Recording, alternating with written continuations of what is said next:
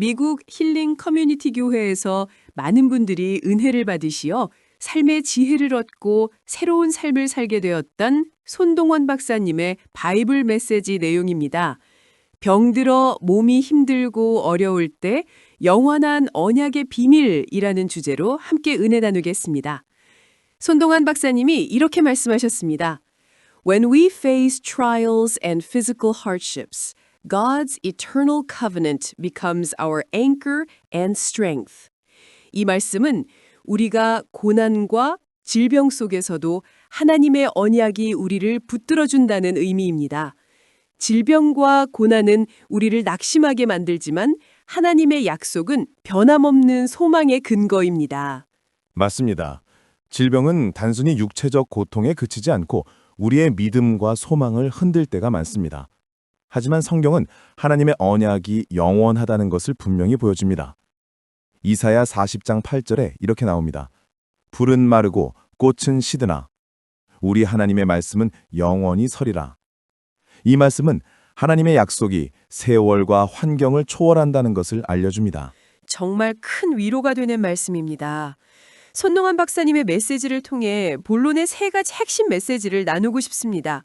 첫째는 하나님의 언약은 우리의 고난 속에서도 변하지 않는다는 것입니다. 손동환 박사님이 이렇게 말씀하셨습니다. God's covenant is not shaken by our circumstances. It stands firm as our eternal hope. 이 말씀은 우리의 상황이 아무리 어렵더라도 하나님의 약속은 흔들리지 않는다는 뜻입니다. 예를 들어 욥을 보겠습니다. 그는 모든 것을 잃고 병들었지만 하나님의 신실하심을 믿으며 끝까지 인내했습니다. 욥기 19장 25절에서 욥은 이렇게 고백합니다. 내가 아는 내 구속자가 살아계시니 이 믿음이 그를 지탱해 준 힘이었습니다. 욥의 이야기는 참 놀랍습니다. 욥은 병들고 고통받을 때도 하나님의 언약을 붙들었습니다. 히브리어로 구속자를 뜻하는 고엘이라는 단어가 여기서 사용됩니다. 고엘은 가족을 위해 책임을 지는 구원자를 의미합니다. 욥은 하나님을 그의 고엘로 믿으며 소망을 잃지 않았습니다. 이는 우리도 병들 때 하나님의 신실하심을 기억해야 한다는 교훈입니다. 두 번째 핵심 메시지는 하나님의 언약이 우리에게 회복의 소망을 준다는 것입니다. 손동원 박사님이 말씀하셨습니다. In our sickness, God's covenant promises not just endurance, but restoration. 이 말씀은 하나님의 약속이 단순히 고난을 견디게 하는데 그치지 않고 우리를 회복시키신다는 뜻입니다. 성경에서 나아만의 이야기를 보면 그는 나령으로 고통받지만 하나님의 말씀을 따라 요단강에서 몸을 씻고 치유받았습니다. 열왕기하 5장 14절에 나아만이 7번 몸을 담그니 그의 살이 여전하여 어린아이의 살과 같이 깨끗하더라 라고 나옵니다. 나아만의 치유는 하나님의 언약이 실제로 작동하는 모습을 보여줍니다. 여기서 깨끗하다를 뜻하는 히브리어 타에르는 단순히 육체적 치유뿐 아니라 영적 정결함을 상징합니다. 나아만은 겸손히 하나님의 말씀을 순종했고 그 결과 육체와 영혼의 회복을 경험했습니다. 이는 우리도 병들 때 하나님의 말씀에 순종할 때 회복의 은혜를 누릴 수 있다는 교훈입니다. 세 번째 핵심 메시지는 하나님의 언약이 영원한 생명을 보장한다는 것입니다. 손동원 박사님이 라틴어로 이렇게 말씀하셨습니다. Pactum Dei Eternum Est. 이는 하나님의 언약은 영원하다는 뜻입니다. 이 말씀은 우리의 고난이 일시적이며 하나님의 약속은 영원한 생명으로 우리를 인도한다는 의미입니다. 요한복음 6장 47절에서 예수님께서 말씀하십니다. 진실로 진실로 너희에게 이르노니 믿는 자는 영생을 가졌나니. 이 말씀은 병들고 약한 우리에게 영원한 소망을 줍니다. 라틴어 팍툼은 약속이나 계약을 뜻합니다. 하나님의 팍툼은 우리의 생명을 보장하는 영원한 계약입니다. 다윗의 이야기를 보면 그는 병들고 쫓기는 삶 속에서도 하나님의 언약을 신뢰했습니다. 시편 23편 4절에서 다윗은 이렇게 고백합니다. 내가 사망의 음침한 골짜기로 다닐지라도 해를 두려워하지 않을 것은 주께서 나와 함께 하심이라. 이 믿음이 다윗을 고난 속에서도 굳건히 세웠습니다. 다윗의 믿음은 우리에게 큰 교훈을 줍니다.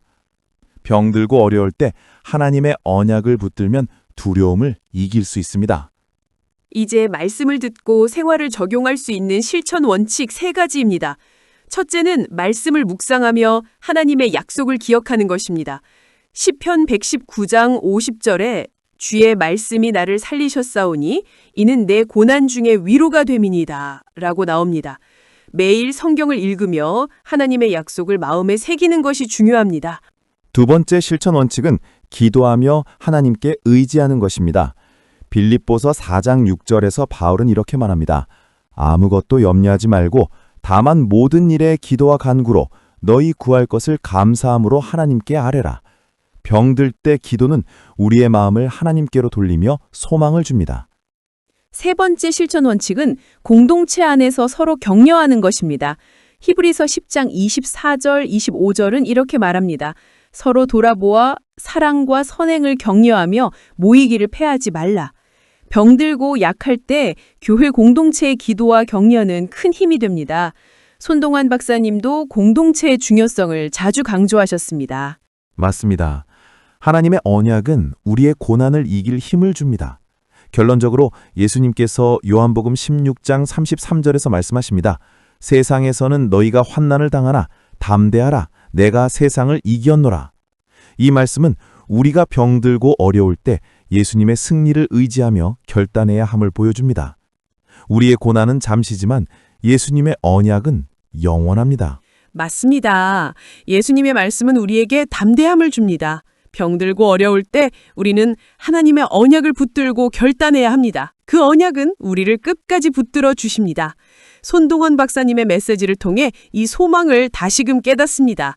이제 기도로 마무리하겠습니다. 하나님 아버지, 병들고 어려운 가운데에서도 주님의 영원한 언약이 우리를 붙들어 주심을 감사드립니다. 이 말씀을 통해 소망을 얻고 주님을 의지하게 하시옵소서. 우리의 고난 속에서 주님의 신실하심을 경험하게 하시옵소서. 이 모든 말씀을 주님 되신 예수 그리스도 이름으로 기도드립니다. 아멘.